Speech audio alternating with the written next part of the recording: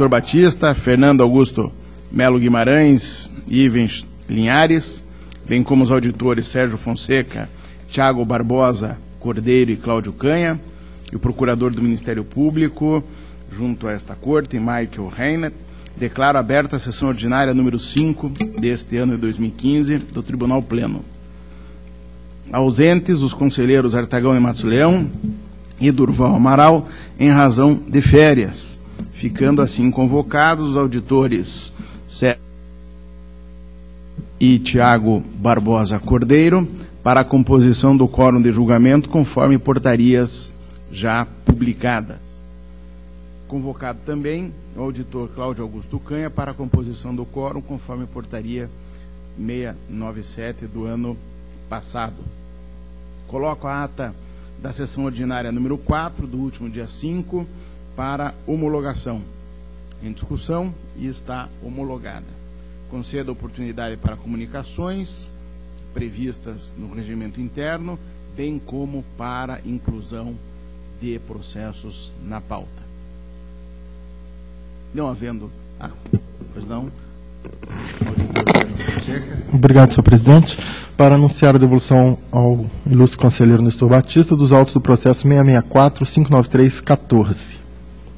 Feita a devolução. Conselheiro Ivens Linhares.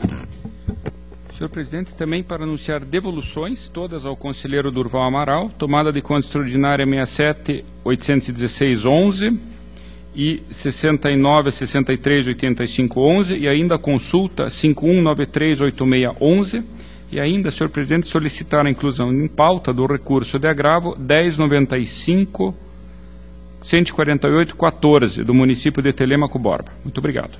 Pois bem. Com a palavra, o conselheiro substituto Tiago Cordeiro. Obrigado, senhor presidente.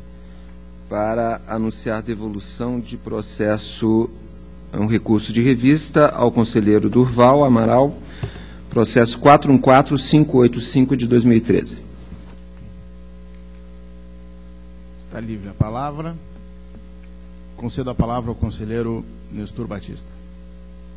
Senhor presidente, demais integrantes do plenário, passo ao relato da minha pauta.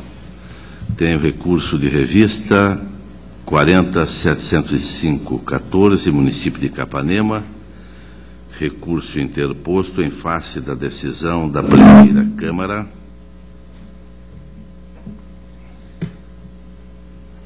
está escuro, né? Da primeira Câmara, que recomendou irregularidade das contas, exercício de 2012, apontou na oportunidade o relator resultado financeiro deficitário das fontes não vinculadas de 10,75,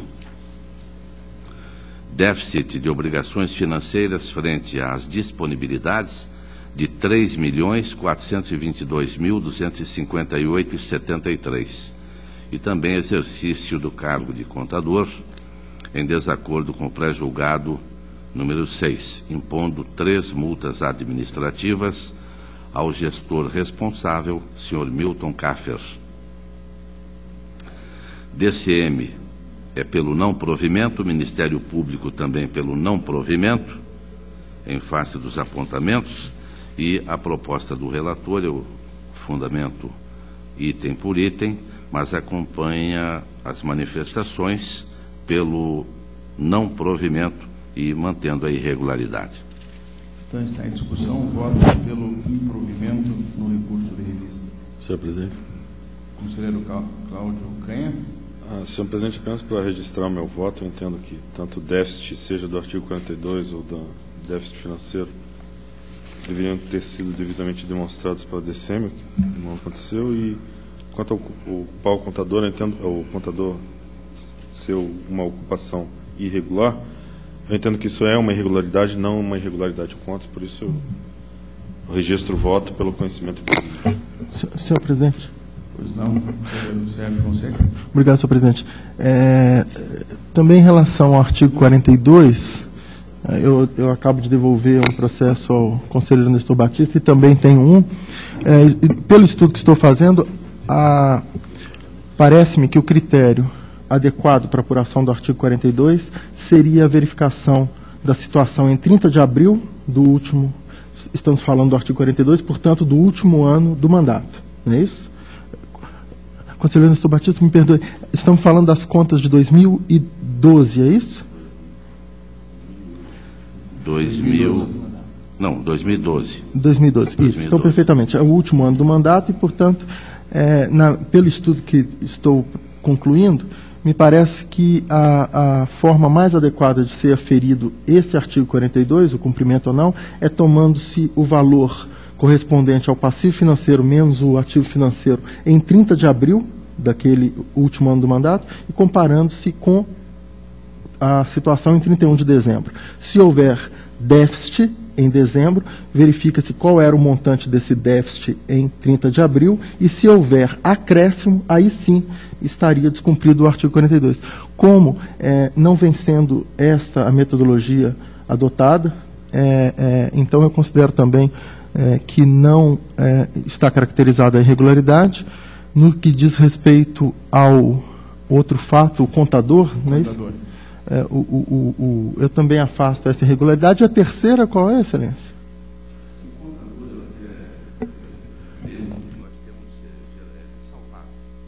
Mas a aplicação da multa nós temos aplicado. Então, eu apliquei a multa, mas quanto ao contador, a ressalva tem sido normal nesse plenário. Perdoe, Excelência. Então, nós temos a questão do contador, a questão do artigo 42 e a outra irregularidade? O déficit. 10,75 do orçamento. Senhor presidente, essa última eu... Então, Vossa Excelência está concordando com o voto do conselheiro substituto Cláudio Canhas. No final das contas, em termos de resultados práticos, sim, nós estamos afastando as mesmas duas irregularidades. Não, eu afasto as 3 irregularidades. Isso é pelo provimento e irregularidade das contas. Com ressalva. Mesmo o déficit orçamentário de 10,2%. Não, nesse ponto eu vou continuar mantendo a jurisprudência do tribunal em relação a esse item. Eu estou acompanhando o relator. Vossa Excelência tem razão. Não. Provimento. Isso aí. Não é pelo provimento parcial, mas mantendo a irregularidade em razão do déficit orçamentário. Ok. Então está acompanhando o relator, mas em parte, na conclusão final. Então está encerrada a discussão, tem votação, está aprovado. O protocolo 668, 734-14, também recurso de revista, interposto pelo prefeito municipal de Laranjal. Primeira Câmara, conselheiro Fernando Guimarães, apontou concessão de reajuste a servidores do quadro do magistério em período vedado pela lei eleitoral e em ofensa à orientação do Conselho Nacional de Educação sobre o tema. A DCM, pelo não provimento. Ministério Público também é pelo não provimento. Repete aqui a Lei 9504/97, artigo 73. São proibidas aos agentes públicos, servidores ou não, as seguintes condutas tendentes a afetar a igualdade de oportunidade entre candidatos nos pleitos eleitorais. 8. Fazer, na circunscrição do pleito, revisão geral da remuneração dos servidores públicos que exceda a recomposição da perda de seu poder aquisitivo ao longo do ano da eleição, a partir do início do prazo estabelecido no artigo 7º desta lei, até a posse dos eleitos. Aí a Lei Municipal 7/2012, que anexa a tabela de referências. Ainda observação de que, claramente, o reajuste deveria ter ocorrido antes do período imediatamente e anterior às eleições, motivo pelo qual ainda lembro que o aumento foi da ordem de 22,22%. Só faltou aqui a recomposição inflacionária, mas que não chegou a esse índice com certeza. Motivo pelo qual acompanho manifestações pela pelo conhecimento, não provimento e parecer prévio recomendando a irregularidade. Pelo conhecimento e não provimento, está em discussão? Está aprovado.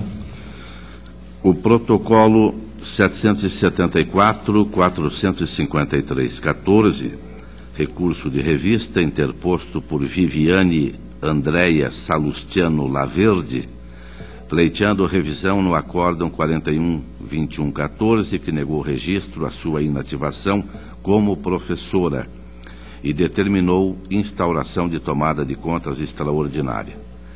Através de protocolo de 25 de 8 de 2014, a recorrente afirma ser servidora pública desde 1998 até 2011, data de sua aposentadoria, razão pela qual deveria ter se aposentado com proventos calculados sobre a última remuneração e não sobre média aritmética.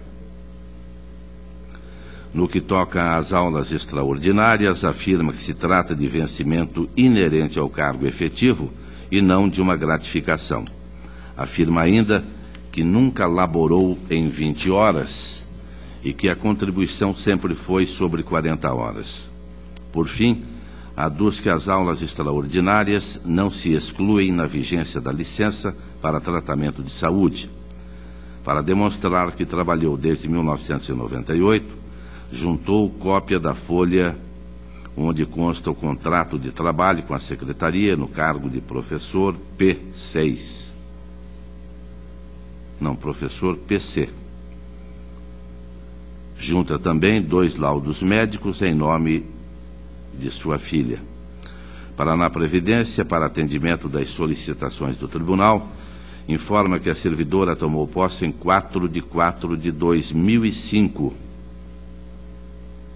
e que a licença médica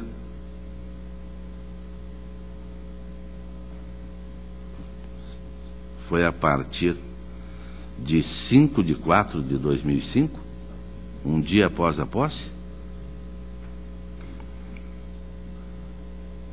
Informa ainda que até o ano de 2010 não havia regulamentação que impedisse a distribuição de aulas extraordinárias para servidores em licença. DICAP diz que não assiste razão à recorrente, já que o ingresso no serviço público no cargo em que pretendia a inativação se deu em 4 de 4 de 2005. Assim, não comporta a aplicação da emenda 70/12. Com relação à negativa de registro da servidora, em vista de permanecer quase que totalmente em licença e cujo cálculo incorporou a gratificação de aulas extraordinárias, é de se notar que as afirmações da recorrente, bem como as prestadas pelo ente previdenciário, não trouxeram inovações ao processo, cujo teor tenha importância para alterar o Acórdão 41-2114. Assim, é de se observar que ainda pende esclarecimento sobre a origem da doença que motivou o afastamento já no primeiro dia de trabalho e sobre o reflexo desta doença, se pré-existente, na admissão da servidora, assim como resta sem explicação a designação e renovações das designações para aulas extraordinárias e a questão de análise do estágio probatório da servidora, já que a mesma sequer chegou a exercer função do cargo para o qual foi aprovada. Ministério Público, pelo conhecimento e pelo não provimento. Proposta do relator.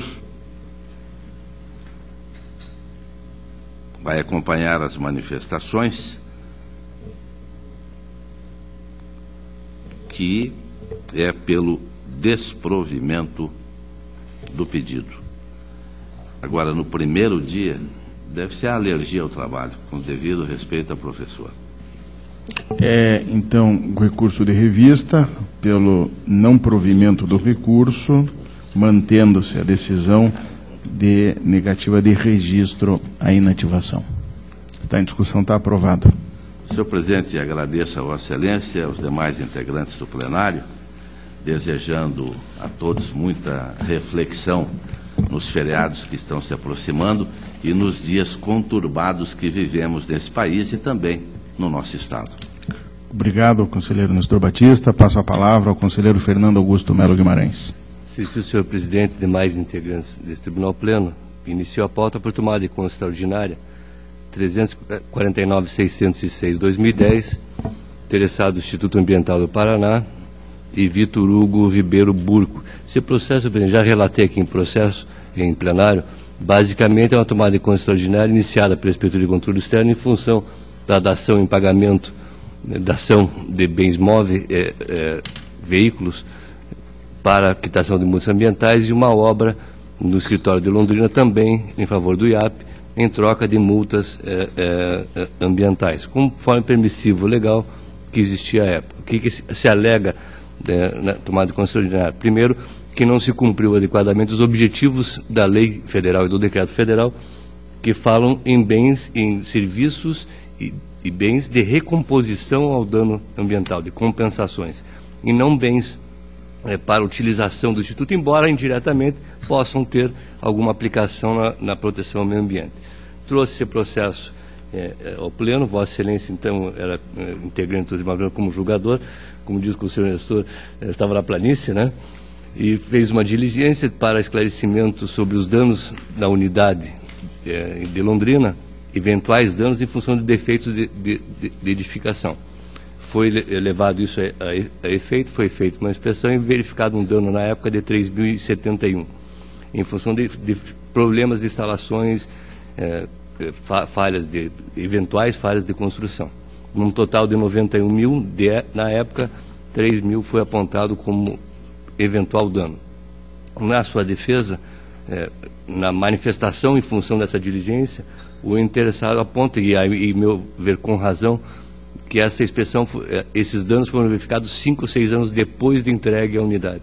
Ou seja, não se pode quantificar com certeza que esses danos tenham sido da falta de qualidade ou em função da falta de manutenção ou conservação do imóvel por parte do Instituto Ambiental.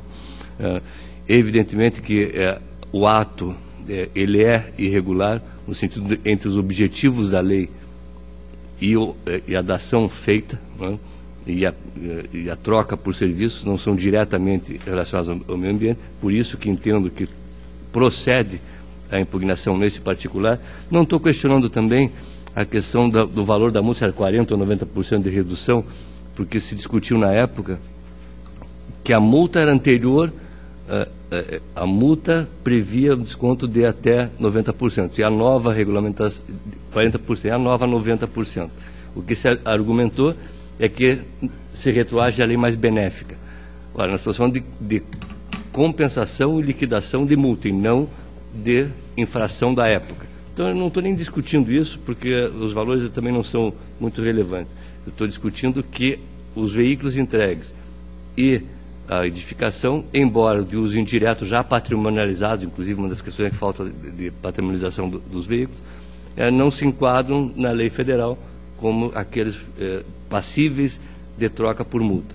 Por isso que entendo que é procedente, aplico multa do 87.4G ao senhor Vitor Hugo Ribeiro Burco e encaminho ao Ministério Público Estadual. Mas não posso aplicar multa proporcional ao dano ao erário, porque não vislumbrei aqui nenhum dano quantificado. O dano é jurídico, ou seja, era um serviço que, não previsto naquela possibilidade de compensação, embora de uso indireto do Instituto. Então, esse é o relatório já com a proposta de voto, senhor presidente. Está em discussão a proposta de voto. Com a palavra o conselheiro Tiago Cordeiro.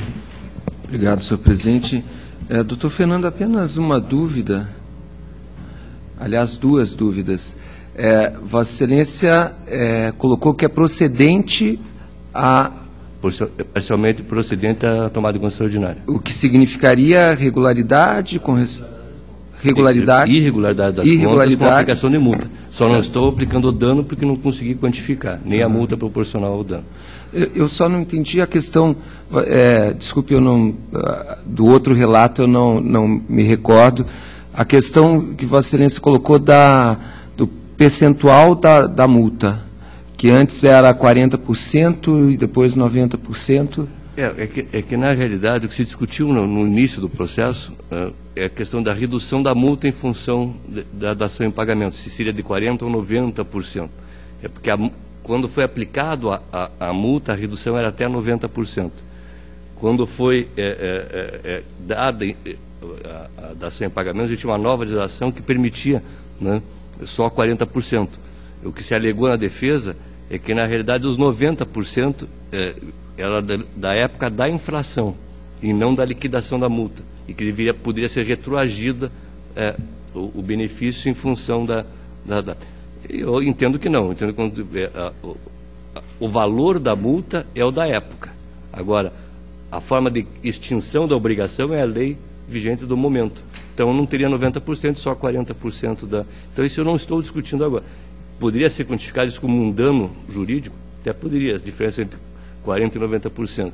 Mas aí eu acho que nós temos aí a dificuldade de apurar efetivamente o dano. Então está em votação, está aprovado o voto. Pois não, conselheiro? Eu apresento voto divergente, então, pela irregularidade das contas, pela devolução da diferença de 90% para 40%, pela aplicação da multa do 89% em 10% do valor desse dano e pela multa... Então, divergindo apenas parcialmente do voto do relator.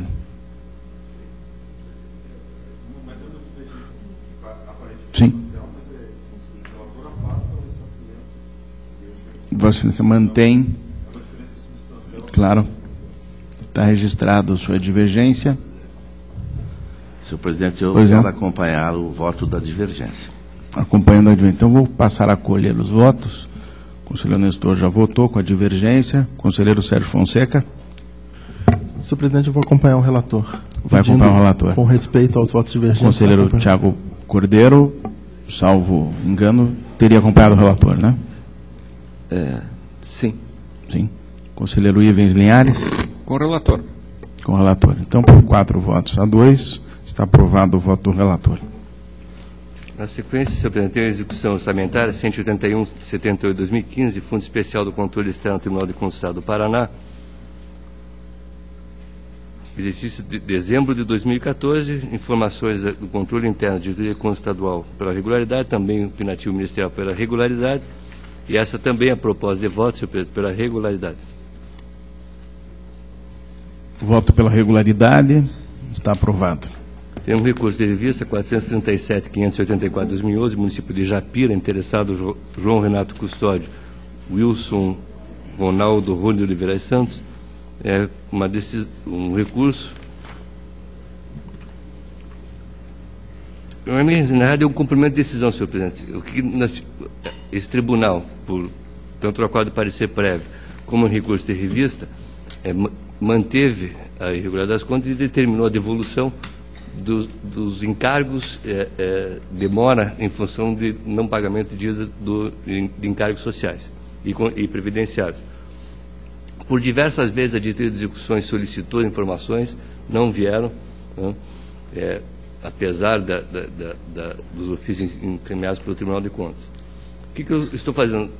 A instrução pede uma tomada de conta extraordinária. Eu não vejo sentido uma tomada de conta extraordinária quando já existe a condenação. Nós estamos na fase de liquidação da decisão.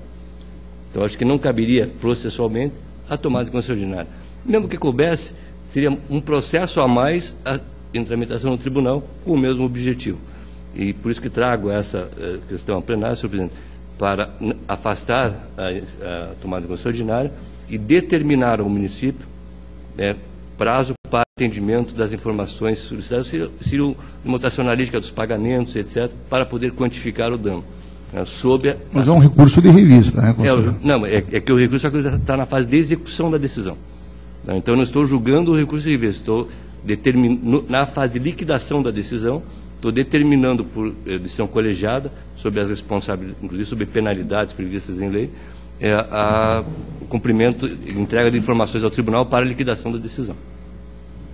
Para renovar a diligência. Sim, agora com determinação do pleno. É a mesma diligência que foi feita por ofício pela diretoria de execuções e que por 2 oportunidades não foram atendidas. Então agora é uma decisão plenária para que possa se caracterizar o desatendimento à determinação do tribunal. Está em discussão. Está aprovado. Na sequência, um recurso de revista, município de Piabiru, Claudinei Antônio Machado.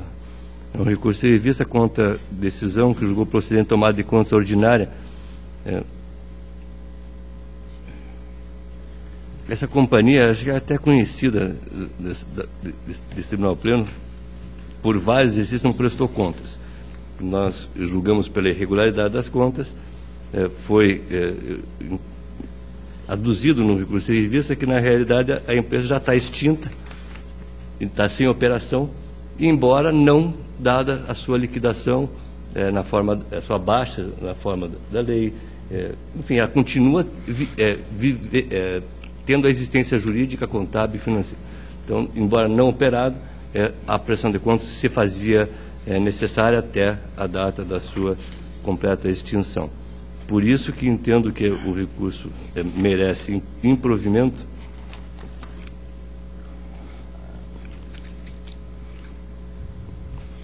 Não é só o provimento parcial, senhor presidente, em função da... Provimento parcial. É só...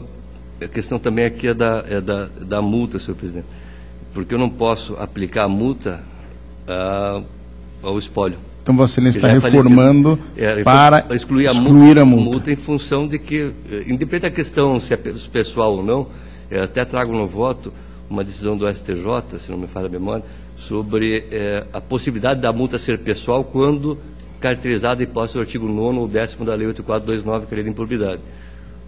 Mas nesse caso é o artigo 11, então, em piores hipóteses, uma decisão nova, uma decisão do Supremo, do STJ, que diz a multa pessoal é transmissível aos herdeiros desde que o ato tenha sido doloso. Pode fazer, mas agora quero ver vocês discutir com o STJ. Eu, particularmente, sempre entendi a questão de que a multa é quando é pessoal, que não há ato de improbidade, etc. Ela não deve ser transmitida aos herdeiros até o limite da sua herança, conforme a lei civil. Mas, nesse caso, não caracterizado nenhuma dessas hipóteses, eu dou provimento para excluir a multa em função do falecimento. Provimento unicamente para excluir a multa, está em discussão, está aprovado. Tenho 858.037 de 2014, tem um recurso de revista manejado pelo Ministério Público de Contas, em função de acordo desse Tribunal Pleno, que, embora reconhecendo a irregularidade das contas em tomada de conta extraordinária, não aplicou a multa aos gestores. É questão de repasse. Não aplicou? Não tinha aplicado. E no recurso se pede duas multas, a multa proporcional ao dano ao erário e a multa, outras multas individualizadas entre o senhor Roque Zimmermann e Emerson José Nerone, ex-secretários do Trabalho e Ação Social. Então, eu estou dando provimento parcial para reconhecer e individualizar a multa prevista no artigo 87.3f da Lei Complementar 113 a cada um dos dois gestores, em caráter continuado, porque aqui que você fala o seguinte, não exigência da certidão liberatória do tribunal, em vários repasses da Secretaria. Então, eu entendo que aí é um ato só, independente de, porque não foi um ou outro, todas naquele período não foram exigidas a certidão liberatória. E não aplico multa proporcional ao dano, porque não caracterizei o dano. Os repasses foram feitos, todos foram prestados contas e comprovados. Então, eu conheço do recurso e dou provimento parcial. Então, está em discussão. Senhor presidente. Com a palavra, conselheiro Cláudio Canha.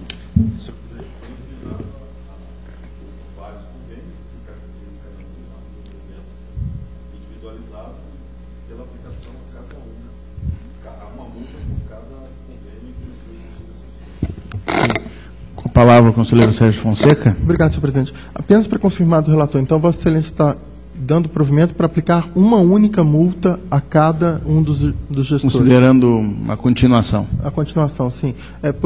Eu tenho também adotado a tese da continuidade da infração administrativa, aplicando, inclusive, decisão do Superior Tribunal de Justiça e decisão, inclusive, de Vossa Excelência.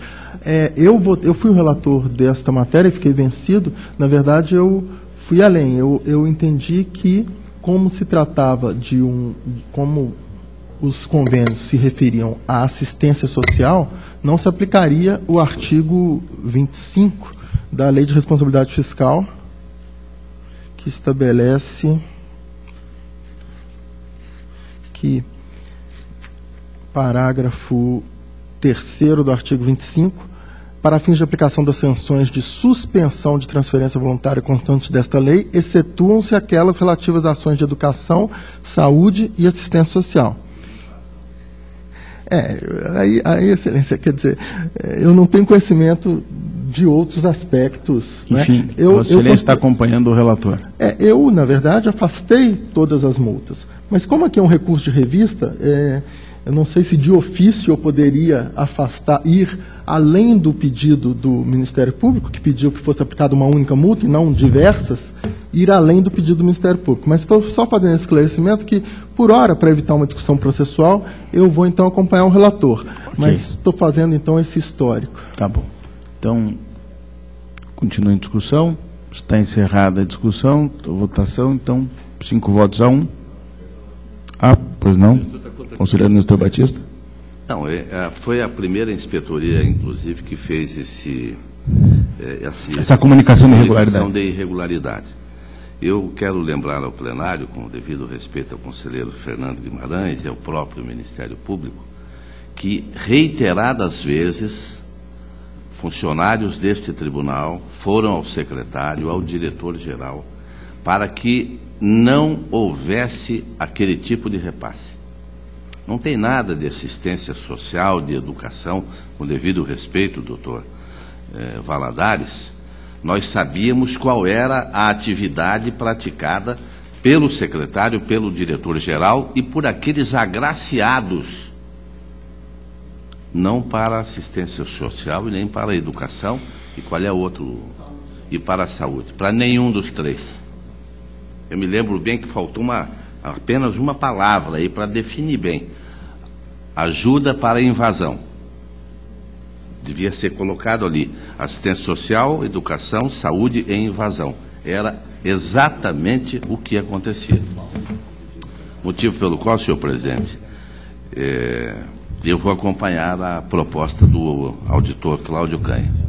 Então, havendo a divergência do conselheiro Nestor Batista, eu passo a tomar o voto do conselheiro Thiago Cordeiro.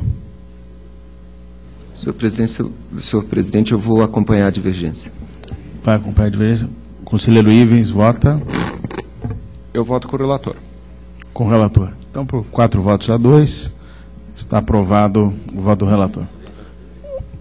3 a 3, eu vou analisar melhor esse processo. Continua a palavra.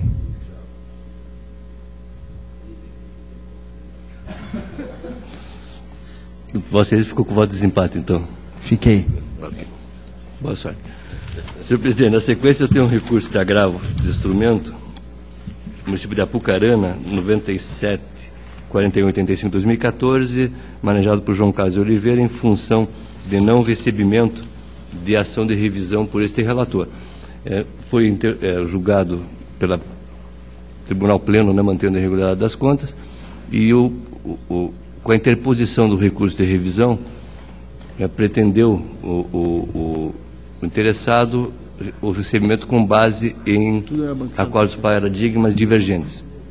Ele faz até uma demonstração analítica agora nos agravos, que seria o mesmo município, o mesmo exercício e mesma lei, e com decisões diferentes, uma do conselheiro Jaime Lichins, que outra da minha, acho que foi da minha relatoria, não me lembro. Bom, basicamente, a hipótese é a mesma, parcial, em relação a créditos adicionais. Uhum. Só que os motivos, de fato, são diferentes entre aquela decisão e esta, usada como paradigma. Então, por isso que, no meu despacho, demonstrei, não recebi a revisão, porque não há nenhum acórdão divergente. O paradigma se refere a uma situação, de fato, embora a questão orçamentária seria a mesma, créditos acima do limite e não autorizados, e o acórdão recorrido seria divergente.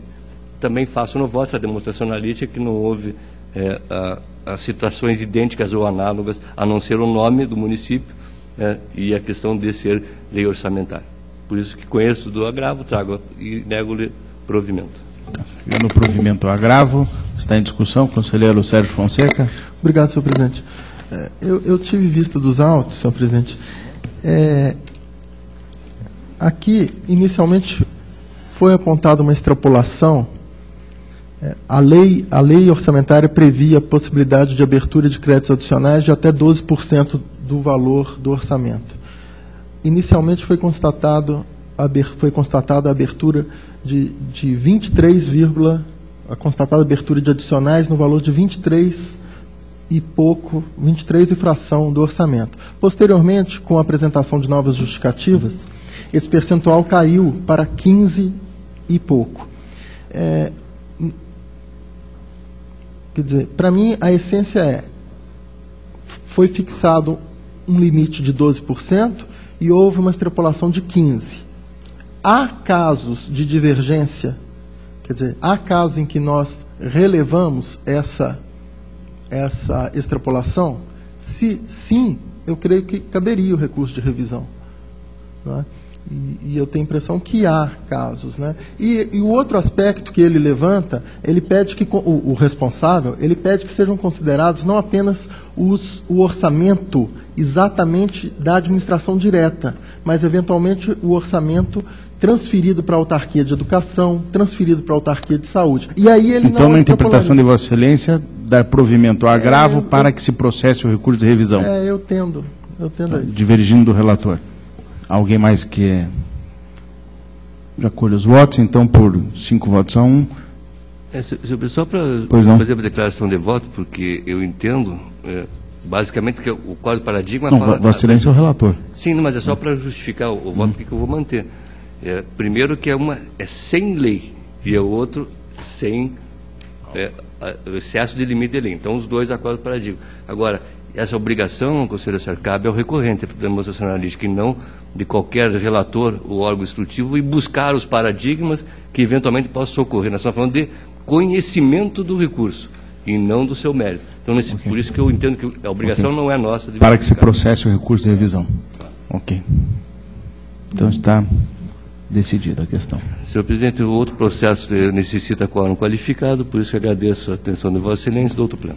Agradeço, Vossa Excelência. Passo a palavra ao conselheiro Tiago Cordeiro.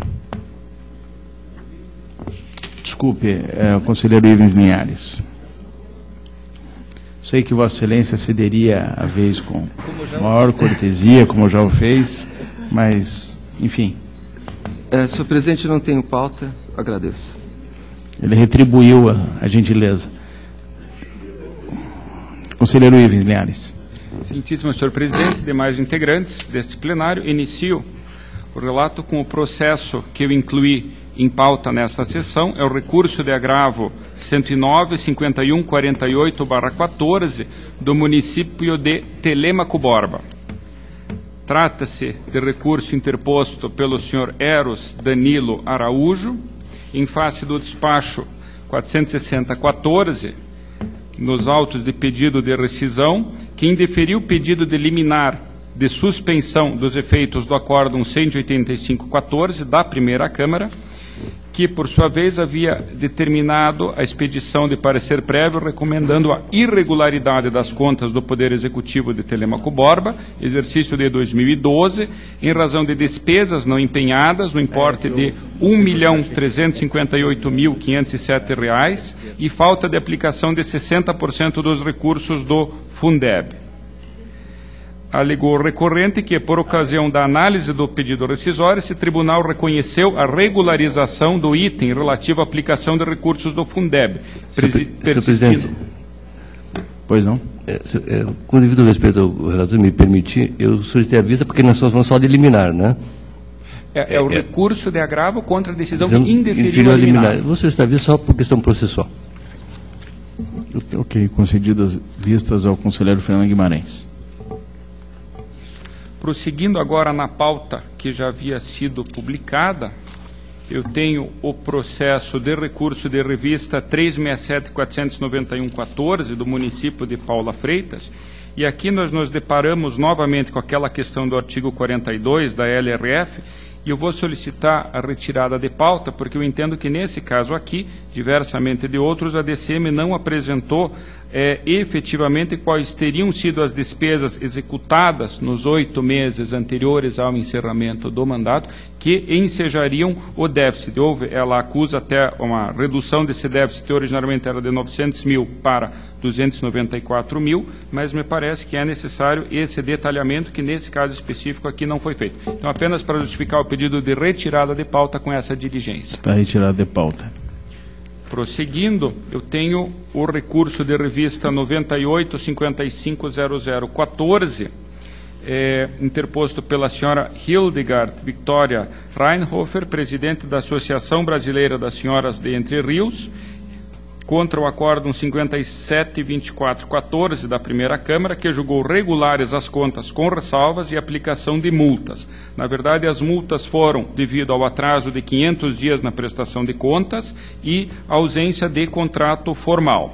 Eu acompanho, nesse caso, as instruções que são uniformes pela exclusão da multa com relação ao atraso, uma vez que, naquele exercício de 2008, essa obrigação, de acordo com a instrução normativa nossa, era do município e não do agente recebedor dos recursos. E restou comprovado que essa associação tempestivamente apresentou as contas junto ao município, que a mora, então, foi justamente do prefeito que não encaminhou tempestivamente para o tribunal as referidas contas. Quanto à ausência de contrato formal, me parece que ela efetivamente resta caracterizada, ainda que seja uma entidade privada, na medida em que ela recebe recursos públicos, me parece que ela deve seguir, sim, o regime jurídico de direito público, que exige, evidentemente, os contratos por escrito, a formalização dos contratos. Então, por esse motivo, acompanhando as instruções, eu dou provimento parcial para excluir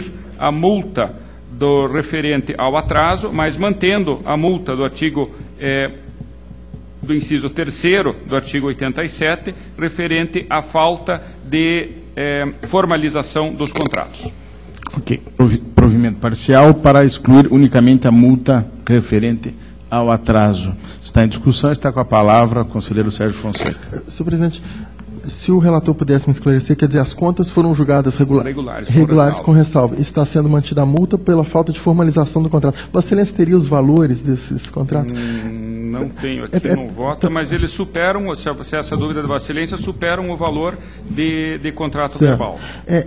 Porque a minha única preocupação é com o fundamento de que a associação de direito privado, não integrante da administração pública, ela, claro, está sujeita aos princípios gerais da administração pública, moralidade, impessoalidade, etc. Mas não significa que ela esteja sujeita a todos os detalhes do regime jurídico de direito público, por exemplo. Não significa que ela esteja sujeita a seguir todo aquele procedimento da Lei 8666. O que ela não pode, na minha visão, e acho que na visão de muitos, é simplesmente contratar desrespeitando a impessoalidade. Senhor presidente, se o relator não se incomodar, eu gostaria de ter vista dos autos. Então, Vossa Excelência está com vista dos autos. Prosseguindo, o processo 1052.414.14 é um recurso, também recurso de revista, do município de Planaltina do Paraná, em que, pela decisão da segunda Câmara, acórdão 634614, foi determinado o registro de admissões, entretanto, aplicação de 2 multas. Uma multa do artigo 87, 1b da nossa lei orgânica, pela ausência do encaminhamento de documentos e informações solicitadas, mais especificamente com relação à composição da banca examinadora do concurso, e ainda foi aplicada a multa do artigo 87, inciso 4, a linha B, em virtude do fato de que as nomeações, das nomeações teriam se dado no período de 180 dias anteriores ao término do mandato. Diretoria de Controle de Atos de Pessoal é pelo não provimento. O Ministério Público é pelo provimento parcial. Nesse caso, a exemplo do anterior, eu vou acompanhar o Ministério Público pelo seguinte: a primeira multa, eu entendo que ela é pertinente, tendo em conta que efetivamente não há a comprovação dos nomes de quem compunha a banca examinadora. Então isso realmente dificultou a fiscalização do tribunal. Não entendo que seja um mero ônus da defesa, mas sim um documento exigido pelas nossas instruções normativas. A outra infração, entretanto, a outra multa, entretanto, me parece que pode ser excluída, uma vez que a infração que teria originado a aplicação dessa sanção efetivamente foi afastada. Constou dos autos no acórdão que não há prova de que as nomeações tenham, de fato, aumentado a despesa de pessoal nos 180 dias anteriores ao término do mandato. Por esse motivo, acompanhando o Ministério Público, eu proponho a exclusão dessa multa. Então, o voto é pelo provimento parcial, mantendo a primeira multa, excluindo a outra. Então, pelo provimento parcial, excluindo as multas do artigo 87.4b, né? E mantendo as do 87.1b. Senhor presidente. Conselheiro Cláudio Canha. Apenas para registrar o meu voto pelo provimento, afastando ambas as multas por ser incompatível com a espécie processual de admissão de pessoa. Ok. Vossa Excelência diverge para dar provimento ao recurso parcial, afastando as duas multas. Ok. Passo a colher os votos, então, conselheiro Nestor Batista. Conselheiro Sérgio Fonseca. Com o relator, senhor presidente. Conselheiro Fernando Guimarães. Com o relator. Conselheiro Tiago Cordeiro. Com o relator. Ok. Então, por 5 votos a 1, permanece o voto do relator pelo provimento parcial, excluindo uma das multas, especificamente a do 87.4b. Vossa Excelência continua com a palavra.